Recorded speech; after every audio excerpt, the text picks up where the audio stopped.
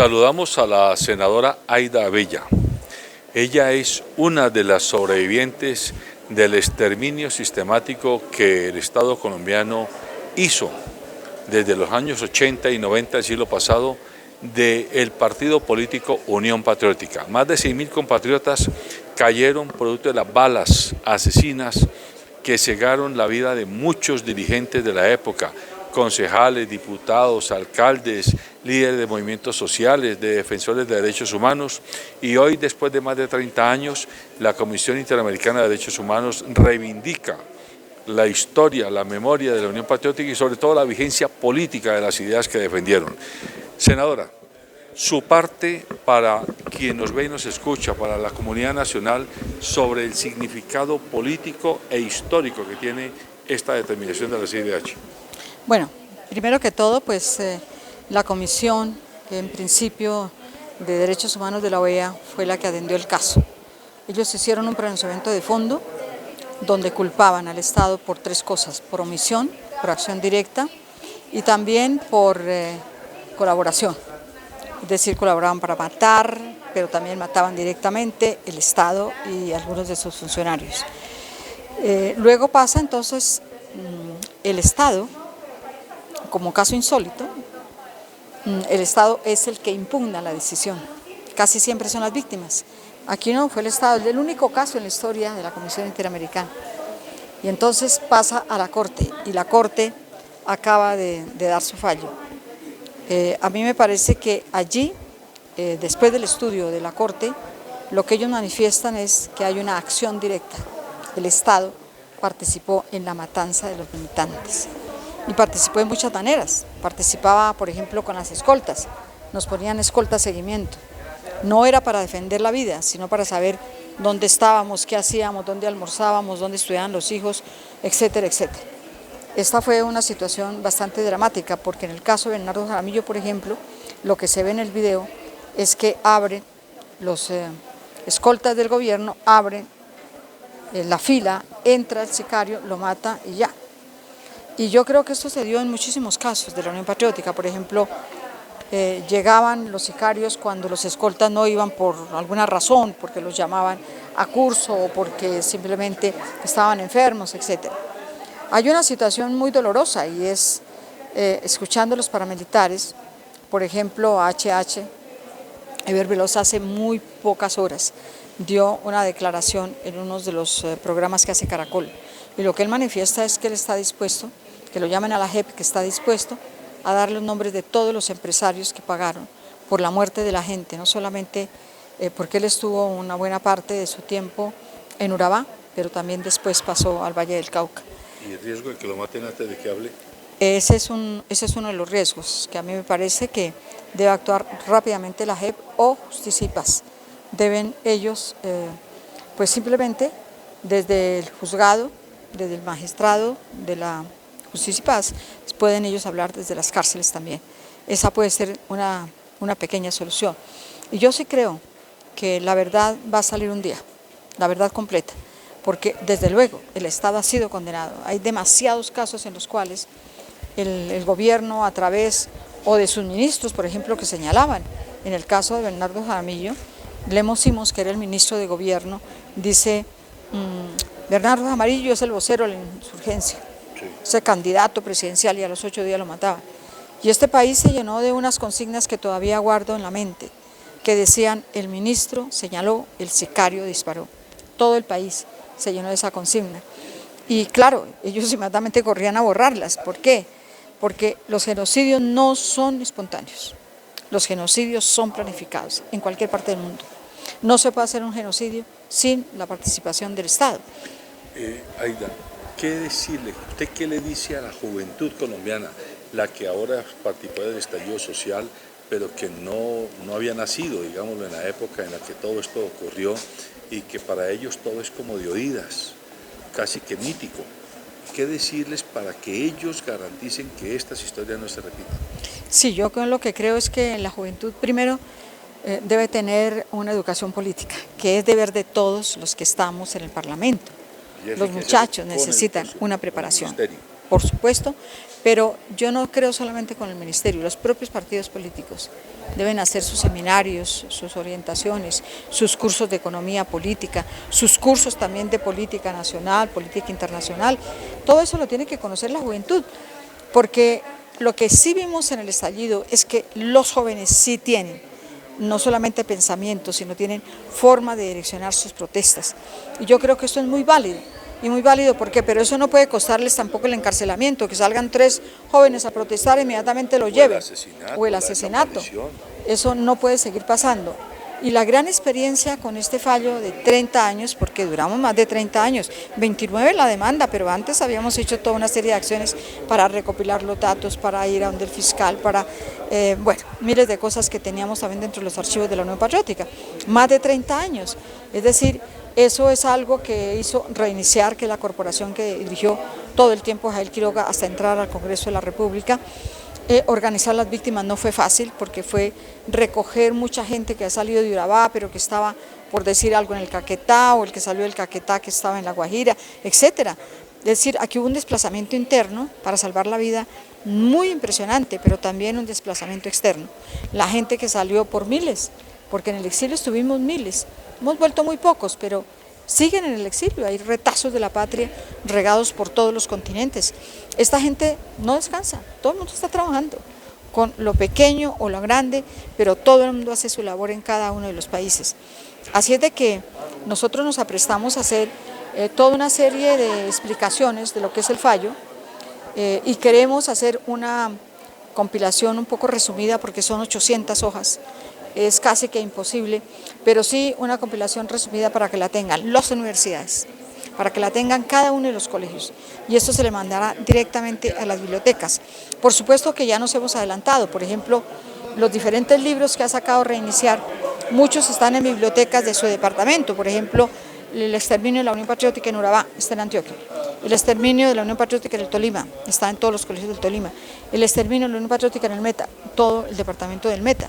Es decir, este fenómeno, y ahora con el fallo de la Corte Interamericana, se nos facilita mucho más, porque este fallo ya no puede tener absolutamente ninguna reposición del gobierno.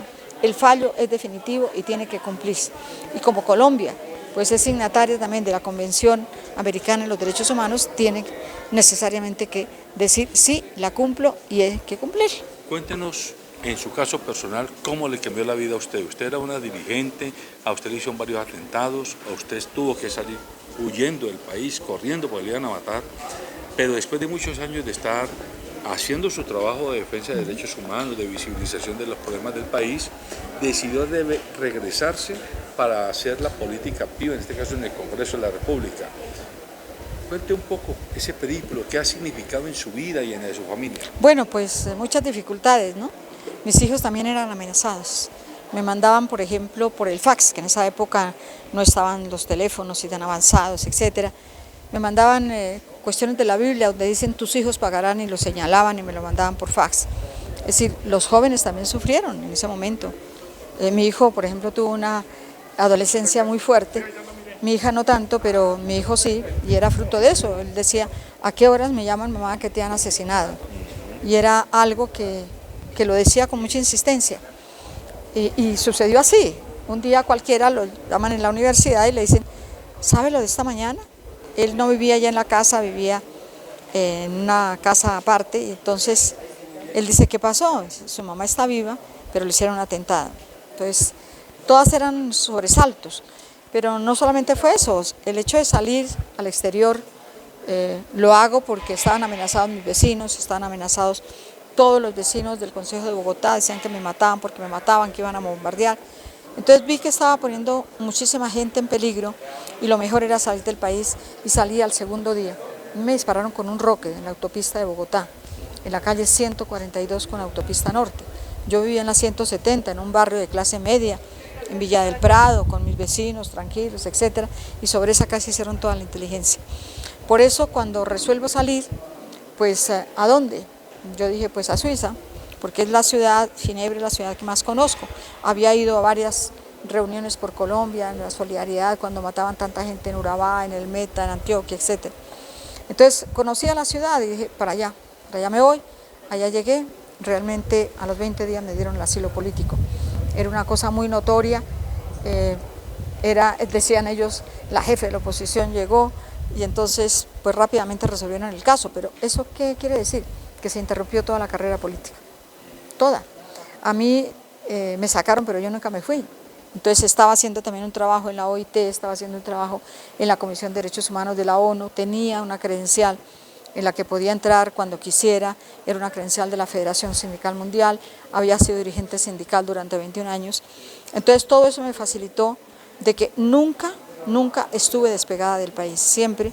Pero claro, uno llega a aprender un idioma, uno llega a una sociedad donde sus costumbres no son las mismas, toca adaptarse a la comida, toca adaptarse a la lengua, toca adaptarse a las costumbres y en últimas también aprender, porque eso lo dice Benedetti en uno de sus escritos. El exilio es algo parecido entre la desesperanza, pero también el descubrimiento, la nostalgia, pero está aprendiendo uno también muchísimas cosas al país donde llegue. Y sobre todo que en el exilio, siempre lo dijimos con los compañeros que llegaban después, en el exilio uno tiene dos posibilidades, flota o se hunde, y hay que flotar. La primera tarea política es esa. Total de que todos lo hicimos así, allá no hubo mayores problemas con la gente que llegaba, los incorporábamos, inmediatamente los matriculábamos a los cursos de francés o de alemán o de italiano, dependía dónde estuvieran ellos. Y realmente fue una comunidad, uno recompone la vida en el exterior, pero la vida queda dividida, es una secuela. Siempre uno tiene familia allá y uno tiene familia acá. Y entonces la vida se dividió completamente y cuando volvemos al país es por el proceso de paz. ¿Por qué volvemos? Nos devolvieron la personería jurídica, porque fuera de todo nos quitaron la personería jurídica. Entonces nos mataron y como ya el que salía lo mataban, entonces no volvimos a presentar candidatos, entonces dijeron que como no teníamos representación en el Parlamento, no teníamos personería jurídica. Después hubo otra demanda que la puso a ver un doctor de la Costa, que había sido magistrado, se ganó esa demanda y la gente empieza a llamar, venga al Congreso. Entonces yo vine al Congreso, pero no venía sino por 8 días. Yo venía al Congreso a hablar con mis compañeros, fue un congreso de muchos encuentros fuertísimos, porque estábamos los sobrevivientes, pero también no estaban los otros compañeros que habían asesinado, que habían desaparecido. Pero ese congreso tuvo una característica, el 70% eran jóvenes y el 30% éramos ya los que había sido jóvenes, pero estábamos ya de abuelos prácticamente.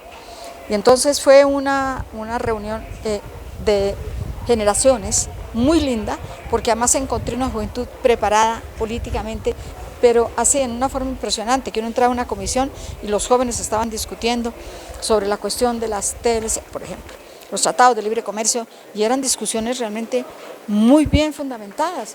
Yo dije, pero bueno, esta juventud en ese congreso, entonces los compañeros se les ocurre que voy a ser candidata presidencial, y entonces los jóvenes se paraban y bueno, yo dije, pues yo no voy a echarle agua fría a un congreso de estos, de ninguna manera, sin consultar con mi familia. Yo acepté, pero a los 8 días estaba hablando con mi familia. Mis hijos nunca creyeron que yo no había planificado eso. Ay, no, mamá, no nos venga con ese cuento que no planificó. ¿Tú te querías quedar allá? No, no es cierto. Pero las condiciones políticas y sobre todo la juventud, esa juventud que estaba creciendo, esa juventud tan politizada, yo dije, aquí me tengo que quedar unos años, arreglé las cosas con mis hijos, todo eso, y me vine. Y una vez aquí, pues realmente lo que hacemos es participar en la política. Fui candidata a la vicepresidencia con Clara López, fue una campaña linda, extraordinaria, 2 mujeres que aspiraban, una a la presidencia y otra a la vicepresidencia. Todo el mundo nos decía, no, eso ustedes no van a sacar, pero ¿qué? Ni 700.000 votos, y casi llegamos a los 2 millones de votos. Fue una cosa maravillosa, porque también era ver a las mujeres que, oiga, no, les hacen lo que les hacen y siguen en la política. Y eso tiene realmente un nombre, es la dignidad de un partido que no se dejó ni siquiera con las balas, no solamente destruir, porque sí, nos mataron mucha gente.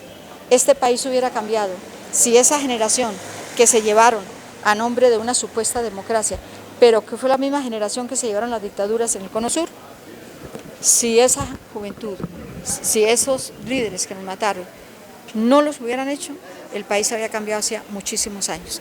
Pero claro, esta élite, como lo acabo de decir en el Congreso, es una élite que no podía aceptar los cambios. Y no puede aceptar los cambios porque tienen grandes privilegios. Por eso todo lo que estamos discutiendo en este momento sobre la salud es eso, es mirar ese privilegio que tienen de la corrupción en la salud, y eso no lo aceptan. ¿Por qué? Porque ahí sacan mucha plata para las elecciones, para comprar votos, etcétera, etcétera. Así es de que, en resumidas cuentas, nos volvimos al país, nunca nos sacaron, pero nunca nos fuimos, y eso es. Y es Aida Bella una de las senadoras que más se hace escuchar en el Congreso de la República. Y déjeme terminar haciendo alusión a la frase famosa de Bernardo Jaramillo: venga esa mano país. Venga.